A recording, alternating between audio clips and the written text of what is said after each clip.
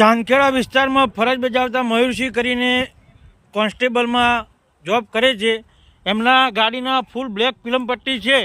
1-2 કલાકથી અમે પ્રોસેસ ચાલુ કરી છે. કંટ્રોલ રૂમ કર્યા, ટ્રાફિક પોલીસને ફોન કર્યો, ટ્રાફિક પોલીસ પણ અહીંયા હાજર છે. 100 નંબર ઉપર કર્યો તો સાબરમતી ચાંદખેડા પોલીસ પણ હાજર છે. 2 કલાકથી કોઈ નિર્ણય લેવાતો નથી.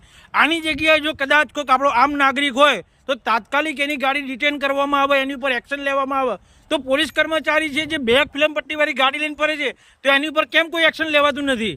જેથી હું ચાંદખેડાની દરેક જનતા અને ગુજરાતની દરેક જનતા, પોલીસ કર્મચારી દરેકને વિનંતી કરું છું કે કાયદો બધા માટે સરખો હોવો જોઈએ. આ ડબોરે ચાંદખેડા પોલીસ સ્ટેશન છે, આ રે 100 નંબર ટ્રાફિક પોલીસ, બધા જ કર્મચારી અહીંયા હાજર છે. 2 કલાકથી પ્રોસેસ ચાલે છે પણ હજુ કોઈ પગલાં લેવાતા નથી. આનું કારણ શું?